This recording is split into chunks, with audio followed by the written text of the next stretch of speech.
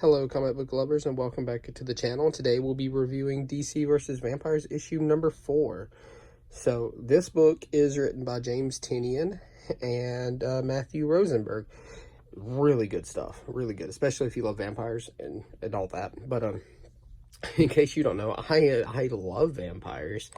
I also really loved the DC stuff that they did. So, but yeah, let's get on into this review because this story has been crazy. So last time in issue 3, we left off with Hal turning Wonder Woman. So Green Lantern has turned Wonder Woman into a freaking vampire, and it was insane. So we go with Constantine meeting up with an old pal of his, and they start catching up. Well, it turns out she's a vampire, and she was thirsty indeed. She just did not want no fruit juice.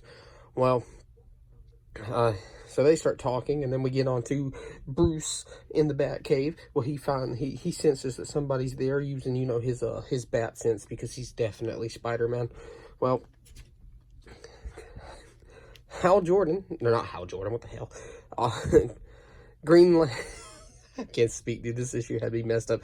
Green Arrow was there, shot an arrow through what he thinks is Batman, and it's just the Robin costume with the cowl and all that on there, and you just see Bruce in the background. Oh my god, dude. So they start brawling it out. Well, but first we get to this part.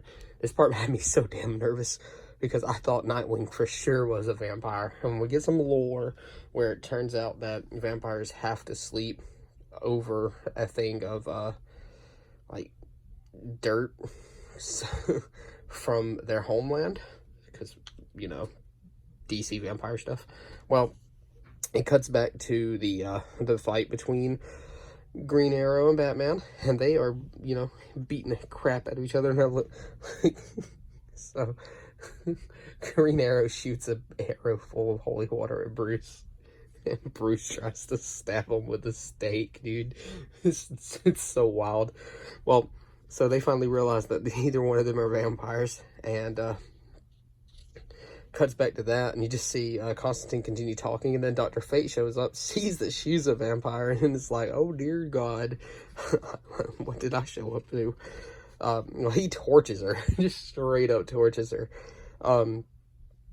Constantine and Dr. Fate are arguing now, because, you know, pretty much there's a war happening. So Batman tells Green Arrow that Green Lantern is the vampire that that killed the Flash in, I think, like issue 2. I don't remember. So they're like, yeah, we're gonna win, blah blah. No, that's not what they said. Anyways, so we cut back to Red Hood and Orphan fighting off some vampires, and they turned Gorilla Grodd. Do you know how nuts it is to think of a giant telepathic gorilla being a vampire? Then he turns into a bat, dude. What? So then we cut back to the bat. Sorry, it's just crazy.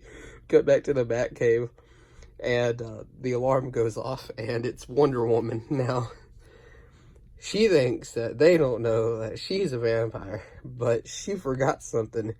He's the freaking Batman.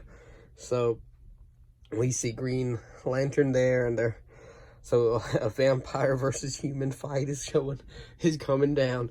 Well, the alarm gets worse, and Batman's like, oh, this is even worse, because here comes the Justice League. And this is the part where I'm like, they didn't turn Superman, did they?